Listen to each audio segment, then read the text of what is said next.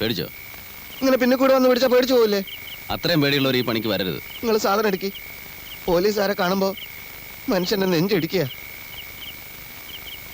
ഈ കടൽപ്പാലത്തിനടിയിലും ഗുഹയിലും ശവപ്പറമ്പിലും അല്ലാതെ ഈ നാട്ടിൽ വേറെ സ്ഥലമില്ലേ? വേറെ സ്ഥലമുണ്ട്, പക്ഷെ ഈ ഇടപാടിന് പറ്റിയ സ്ഥലമില്ല.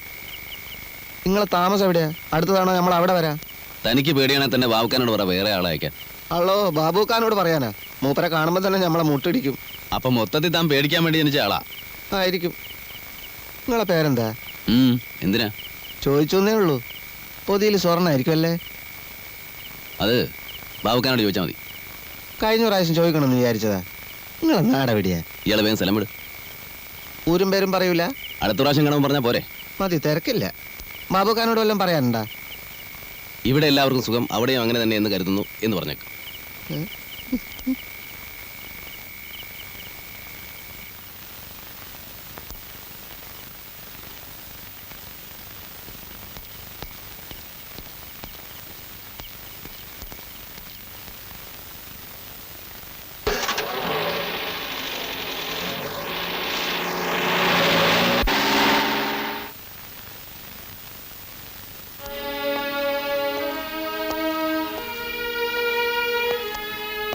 ഇന്ന് നേരത്തെ എത്തിയല്ലോ.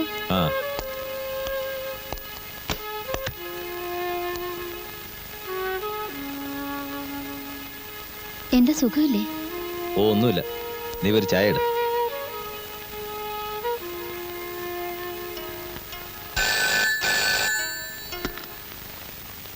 ഹലോ, ഞാനാണ് കൃഷ്ണൻ, അമ്പലക്കാടൻ. എന്തു വേണം? അല്ല, ചിലതൊക്കെ കേട്ടു. ശരിയാണോ? അപ്പൊ അടി തെറ്റിയ ആനയും വീഴുമല്ലേ? ഇതുപോലെ എന്തെങ്കിലും സംഭവിച്ചാൽ ആദ്യം എന്നെ അറിയിക്കണമെന്ന് പറഞ്ഞപ്പോഴല്ലേ അന്ന് നിങ്ങൾ എന്നെ ആട്ടി ഓടിച്ചത്? അല്ല, അറിഞ്ഞതെങ്ങനെങ്കിലും ആവട്ടെ.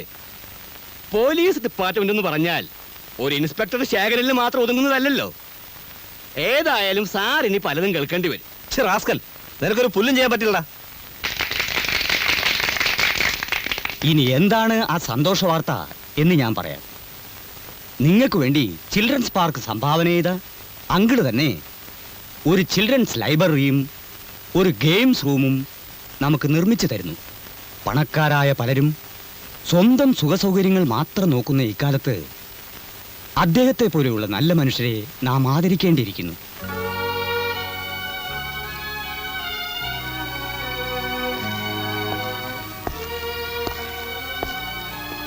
കുട്ടികൾക്കെല്ലാം അങ്കിളിനെ നേരിലൊന്ന് കാണണമെന്ന് വലിയ നിർബന്ധം. അതൊക്കെ പിന്നെ ആവാച്ചോ. മിസ്റ്റർ ആന്റണി പലപ്പോഴും എന്നെ അത്ഭുതപ്പെടുത്തുന്നു. എങ്ങനെ? ഇതുപോലുള്ള അനാഥാലയങ്ങൾക്ക് 100 രൂപ സംഭാവന കൊടുക്കുന്നവർ പോലും പേരും പടവും പത്രത്തിൽ വരാൻ ആഗ്രഹിക്കുന്നു. പക്ഷെ എത്രയോ സഹായങ്ങൾ ചെയ്യുന്ന ആന്റണി സ്വന്തം പേര് പുറത്തു പറയുവാൻ പോലും മടിക്കുന്നു. വലത് കൈ കൊടുക്കുന്നത് ഇടത് കൈ അറിയരുന്നല്ലേ അച്ചോ പ്രമാണം. പേരെടുക്കാൻ വേണ്ടിയാണെങ്കിൽ സഹായം എന്ന വാക്കിന് തന്നെ അർത്ഥം ഉണ്ടാവില്ലല്ലോ. ശരിയാണ്. ഞാൻ മറ്റേ കർത്താവിന്റെ അനുഗ്രഹം എപ്പോഴും മോനുണ്ടായിരിക്കും.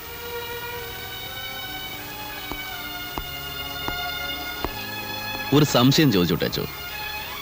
സമൂഹത്തിൽ ഒരുപാട് പേരെ പറ്റിച്ച് സ്വന്തം കേശ വീർപ്പിക്കുന്നവർ മാന്യന്മാരായി ജീവിക്കുന്നു. നല്ല മനസ്സുള്ളവർ സമൂഹത്തിന് ആവശ്യമില്ലാത്തവരായി മാറുന്നു. ദൈവം ഇതൊന്നും കാണുന്നില്ല. തീർച്ചയായും സ്വർഗരാജ്യം എപ്പോഴും സന്മനസ്സുള്ളവർക്കായിരിക്കും. ആയിരിക്കും.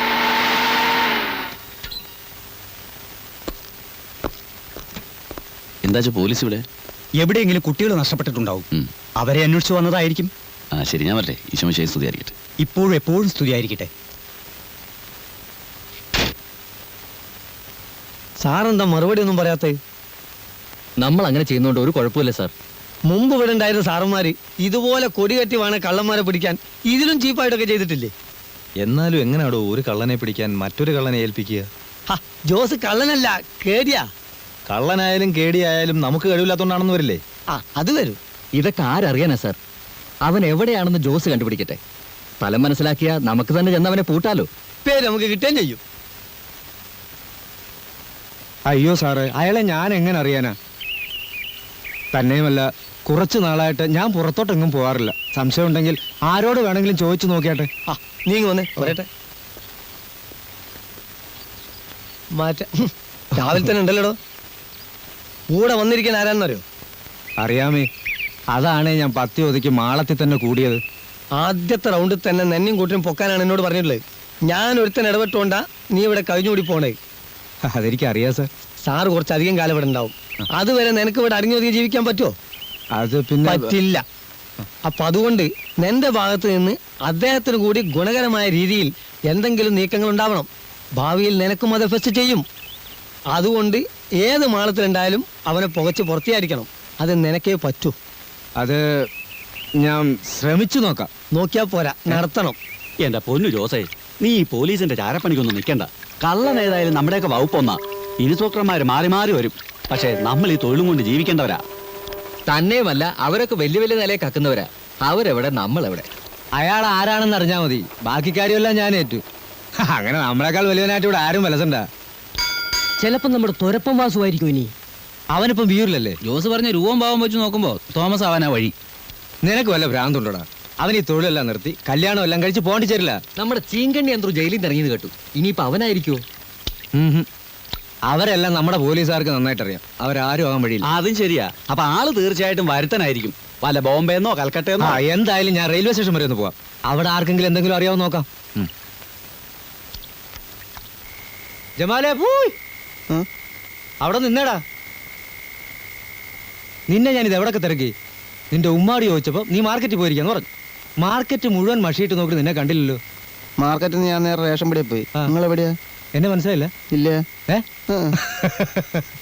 ശരി ബാ പറയാം. നിന്റെ ബാബുക്കയുടെ വീട്ടിൽ വെച്ച് നീ എന്നെ കണ്ടിട്ടില്ല? ഇല്ല. ആ എന്നാ ബാബുക്കോട് പിന്നെ ചോദിച്ചാൽ മതി ഈ ജോസ് ആരാണെന്ന്. അപ്പം മൂപ്പര് പറയും ഞങ്ങള് ബടാ ബടാ ദോസ്തുക്കളാ. ഇപ്പൊ മനസ്സിലായോ? ഇല്ല. ബാബുക്കയാ പറഞ്ഞത് ജമാലിനോട് ചോദിച്ചാൽ എല്ലാ കാര്യങ്ങളും അറിയാവുന്നു. പുതിയൊരു പുള്ളി ഇറങ്ങിയിട്ടുണ്ടല്ലോ സിറ്റിയിൽ. അവനെ കൊണ്ടൊരു കാര്യം സാധിച്ചെടുക്കാനാ. അല്ല 19,000 രൂപ അവന് കൊടുക്കും. അതുകൊണ്ട് നിനക്കും ചില ഗുണങ്ങളൊക്കെ ഉണ്ടാവുന്ന കൂട്ടിക്കോ. എങ്ങനെ ആളെ ഒന്ന് കാണുക. നിങ്ങൾ ആരെ പറ്റിയാ പറയുന്നത്? എടോ, എല്ലാ കാര്യങ്ങളും ബാബുക്ക എന്നോട് പറഞ്ഞിട്ടുണ്ട്. നിനക്കറിഞ്ഞൂടെ ബാബുക്കയായിട്ട് ഇടപാടുള്ള ആ പുതിയ പുള്ളിയെ? നീയല്ലേ ഇടനിലക്കാരൻ. നിങ്ങൾ ആരാ? ഇമാതിരി കാര്യം നിങ്ങൾ എന്നോട് പറയണ്ടാട്ടാ. ചേട്ടാ ഇവനെന്ത് മനുഷ്യൻ. പോട്ടെ. നിക്കടോ. സൂറയുടെ കുട്ടികൾ വിശന്ന് കരയുന്നുണ്ടാവും. ഈ അരി എത്തിയിട്ട് വേണം. ഈ പുള്ളിയെ നിനക്കറിയാമെന്ന് എനിക്ക് വളരെ നന്നായിട്ട് അറിയാം. പറയടാ, അവനെവിടെ കിട്ടും? ഞമ്മക്കറിയില്ല. ബാബുക്കാനോട് തന്നെ ചെന്ന് ചോദിക്ക്. ബാബുക്ക പറയുന്ന പണി ചെയ്യാന്നല്ലാതെ മൂപ്പര് തന്നെ പറഞ്ഞിട്ടുണ്ട് മൂപ്പരുടെ ഭാര്യയോട് പോലും ഒരൊറ്റ അക്ഷരം മിണ്ടാൻ പാടില്ലെന്ന്. പോയിക്കോട്ടെ. നിക്കടാ അവിടെ. ഡാ, അവിടെ നിൽക്കാൻ. നീ പറയത്തില്ല അല്ലേ?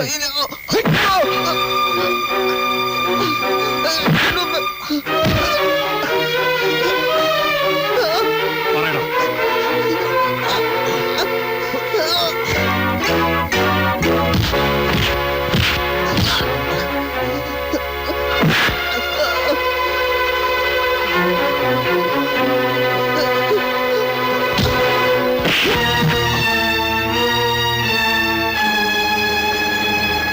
ആരെയാടാ നിനക്ക് കാണേണ്ടത്?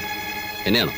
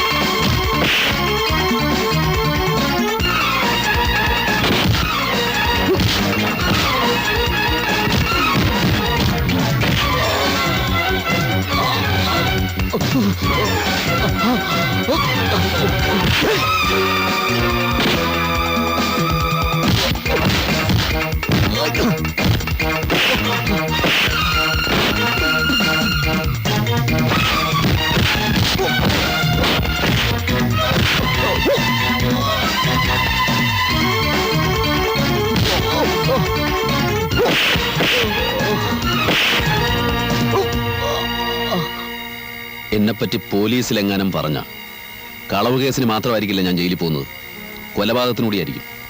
നിന്നെ കൊന്നിട്ട്.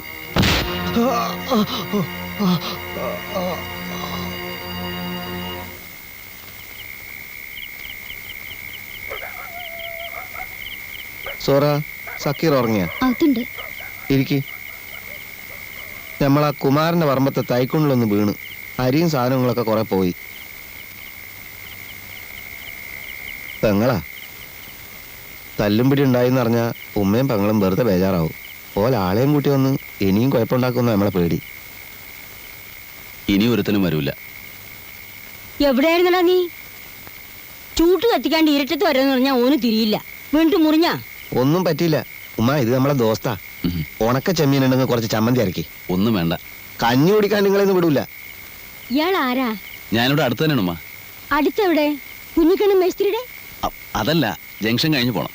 എന്താ പണി? ഉമ്മ കഞ്ഞി ഉണ്ടാക്ക് വേഗം. ആ. മോനെ ഉറങ്ങിയില്ലേ? പെങ്ങളെ മൂത്ത മോന. കൂട്ടുകാരന്റെ പേരെന്താ? പേര് പപ്പൻ. മോൻ പോയി ഉറങ്ങിക്കോ, കഞ്ഞിയാവുമ്പോ വിളിക്കാം. ഇപ്പോഴെങ്കിലും പേരറിഞ്ഞല്ല. പെങ്ങളുടെ ഭർത്താവ് ഇവിടെ ഇല്ലേ? മൂപ്പര് കുവൈത്തിലാ. ഓഹോ. അവിടെ വലിയ എണ്ണ കമ്പനിയൊക്കെ ഉള്ള ആളാ. ആ. അറബി. നല്ല മനുഷ്യനാട്ടോ. ഒറ്റ കുഴപ്പമുള്ളൂ, മൂപ്പരെ ഭാഷ ഒരു പിടിയും കിട്ടൂല. ഓല നാട്ടിലൊക്കെ പെണ്ണുങ്ങൾക്ക് ഇങ്ങോട്ടാണല്ലോ പൈസ. സൂറക്ക് നിക്കാൻ്റെ അന്ന് 5000 റുപ്യ കൊടുത്തു. അതുകൊണ്ട് ഈ വീടൊക്കെ ഒന്ന് നന്നാക്കി. ഇപ്പൊ പൈസ ഒന്നും അയച്ചു തരാറില്ലേ? വരുമ്പോഴേ തരൂ. മൂപ്പര് ഹോട്ടലിൽ മുറിയെടുത്തിട്ട് സോറേനെ അങ്ങോട്ട് വിളിക്കുക ചെയ്യുക. ഞമ്മക്ക് ലുങ്കി ഉടുപ്പും ചായൻ്റെ പൈസയൊക്കെ തരും. അവസാനം വന്നു പോയിട്ടിപ്പോൾ 1.5 കൊല്ലായി. ഒരു വിവരമില്ല. നല്ല മനുഷ്യനാട്ടോ. നിങ്ങൾക്ക് നമ്മളെ ബാപ്പാനെ അറിയാം? ഇല്ലല്ലോ. ബാബുഖാന്റെ ഡ്രൈവറായിരുന്നു. ഒരു ദിവസം ബാബുഖാന്റെ കൂടെ മംഗലാപുരത്ത് പോയതാ. കാർ അപകടത്തിൽ മയ്യത്തായി എന്നാ പറയുന്നത്. അവിടെ തന്നെയുള്ള ഏതോ പള്ളിപ്പറമ്പിൽ കബറടക്കി. ബാപ്പാന്റെ മരണത്തിൽ സംശയമുണ്ടെന്നും പറഞ്ഞ് ചില ബന്ധുക്കാരൊക്കെ വന്നിരുന്നു പോലീസ് പറയാൻ. ബാബുക്ക പറഞ്ഞു ഒന്നും വേണ്ടെന്ന്. നിങ്ങളെ അച്ഛനും അമ്മയ്ക്ക് എവിടെയാ? അവരൊക്കെ കുറെ ദൂരത്താ. ബാപ്പയ്ക്ക് എന്നോട് ഭയങ്കര ഇഷ്ടമായിരുന്നു.